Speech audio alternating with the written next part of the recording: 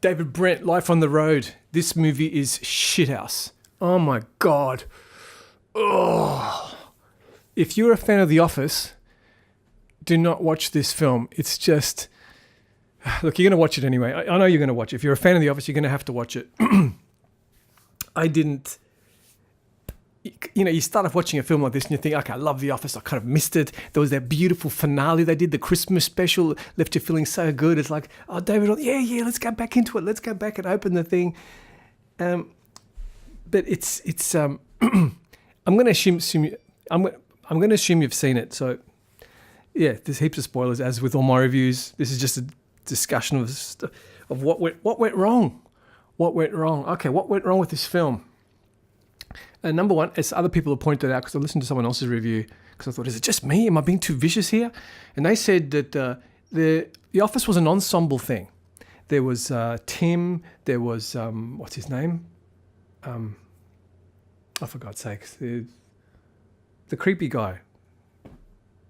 Oh, I can't believe it. Anyway, Dawn, there was Tim, there was Dawn, there was the big accountant dude, there was there's, but here there's no one, it's just David Brent.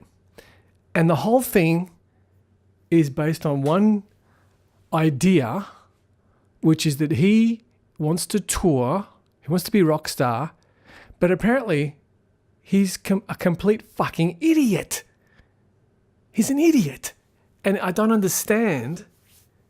See, he was never an idiot in The Office. He was awkward, he meant well, he was a kind of an intelligent-ish guy, a plausible manager, but he could never quite navigate this. He tried too hard to be politically correct, and then he put his foot in the mouth guy. That's what the comedy was.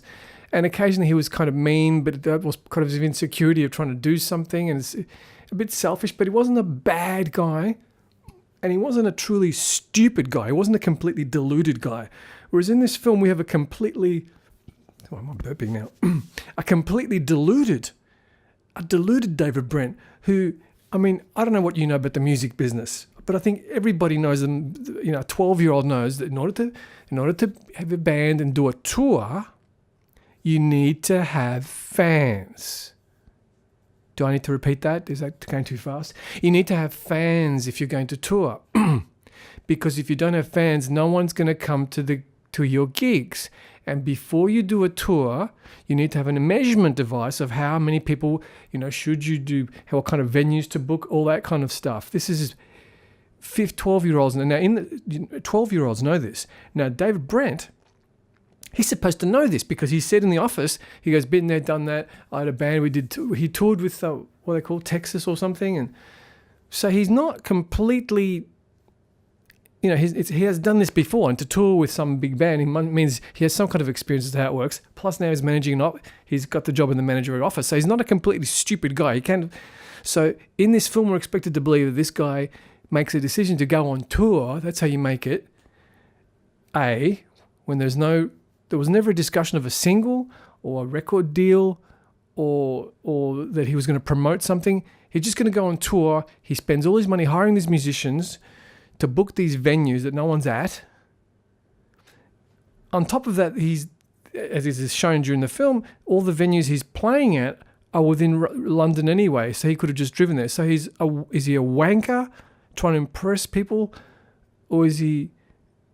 And people are trying to tell him during the film, they're trying, this isn't working, blah, blah. And he's like, no, we've got to put more money into it. It'll work. So he's this Pollyanna deluded guy who's going broke quickly. So suddenly we're expected to have empathy for this character who's a complete lunatic. It's almost like, in any film, you're supposed to want the hero to win. Will he win?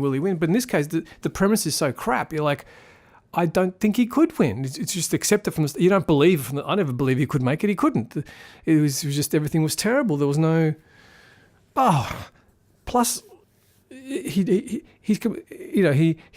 halfway through the tour, he says, gee, I should get a publicist to help me promote this thing. It's like, huh? You're doing this midway through the tour. And okay, that's that point. Secondly, he hasn't got a single. Normally you have a single, an album you're promoting. It didn't show him. What was the single? What was the big hit he was trying to get at? Had he made a video? Was he trying to do radio airplay? halfway through towards the end, he appears on some radio station to promote the tour, and the guy that doesn't make sense neither. Next, the tiny venues he was playing at, those scenes, it's like we get the point. We get the point that no one's seeing him play, but it kept showing over and over this thing. It's like, yeah, we got it within the first scene. It showed with an empty hall, no one there. Please get someone. I think that was get someone in off the street or something. All right, we get it. So that was the whole movie. That's time after time. It was supposed to be funny over and over again. It's not. And these disinterested people watching him. So it's almost he had no fans. That's the other thing. I thought that the whole point was that, what are they called? Foregone conclusion. Foregone conclusion, didn't they have some kind of fans in the past? I mean, none at all? So, next point, they didn't play any of the old foregone conclusion songs? Why didn't he play Free Train, Free Love on the hot love freeway, the love is strong. I got some hot love on the hot love highway, gonna till my baby's gone. She's gone. She's dead. She's not dead. Okay, she's not dead. She's anyway. Why didn't they do that song? What was their hit. Actually, it's like AC/DC doing let's say AC/DC split up and they come back to do a tour and they don't play Dirty Deeds. It's like, huh? That didn't make sense. Secondly, he's writing songs on the road. He's in the bedroom. This is just an aside. He wrote that Indian song about the Apaches, whatever, and they're playing it the next night. So where was the rehearsal? Yeah. Okay, now the next annoying thing is that have you had enough? Because there's no good point. Look, I'll think of a good point towards the end to finish on a positive, but this is all. Next thing is the band is putting shit on him in the interviews.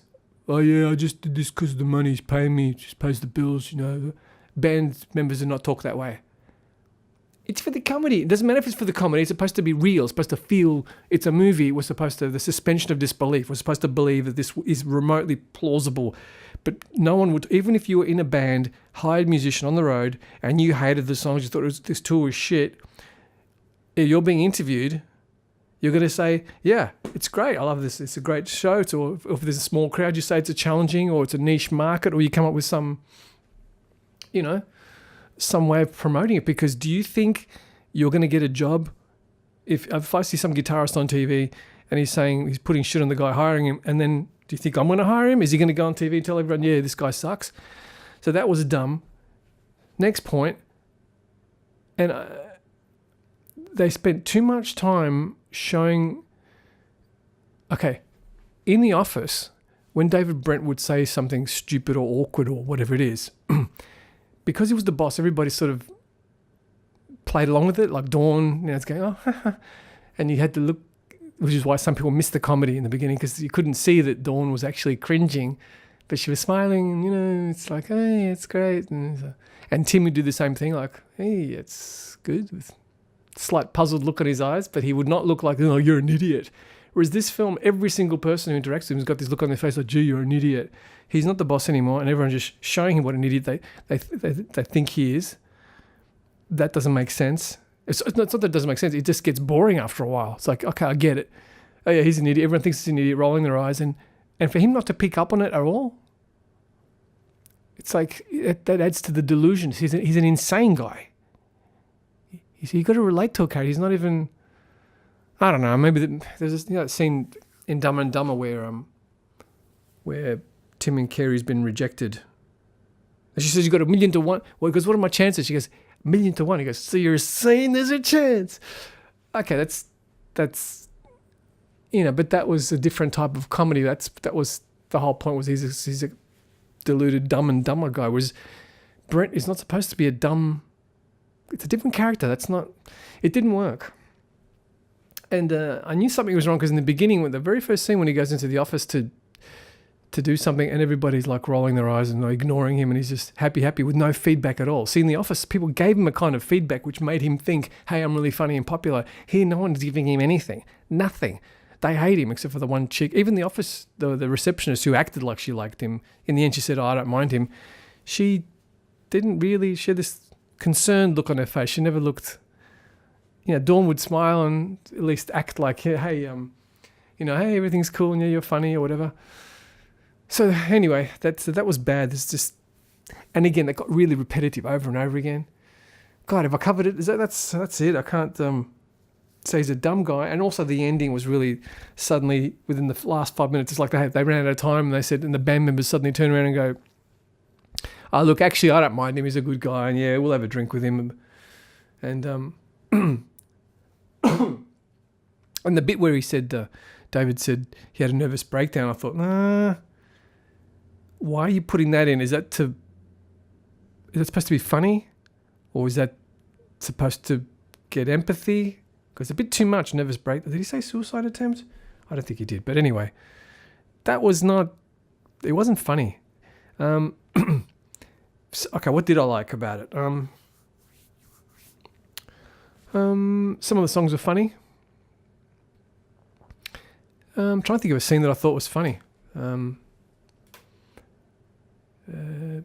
Little things, the bit about where he said that the pelican, the Indian, the part he told the Indian guy, the lyrics of the song was something about, "Now you're a pelican," and the black dude goes, "Oh well, you're that pelican. That's not very good.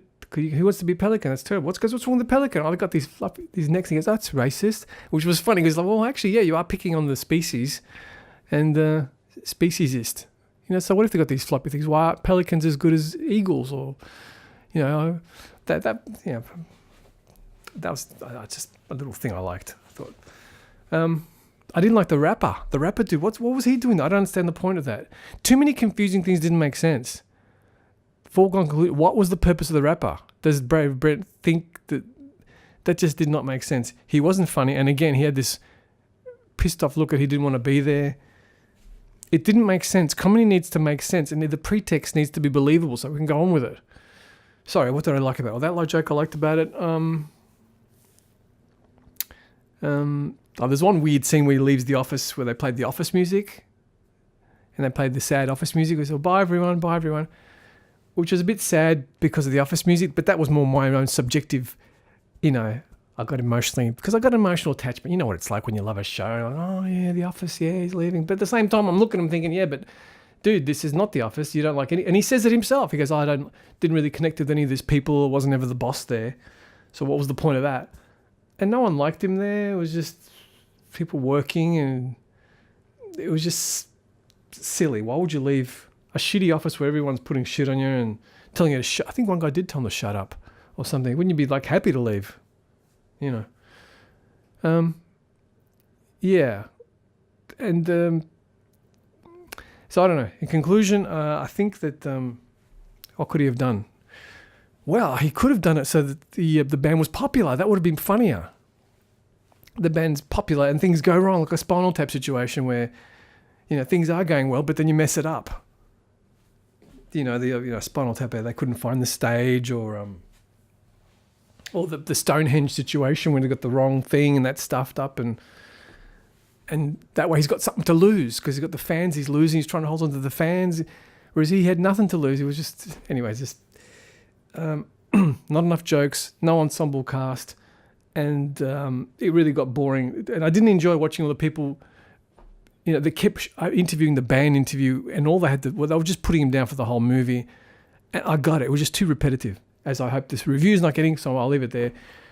Yeah, and the ultimate test of failure is, because, The Office, every episode I've watched it multiple times.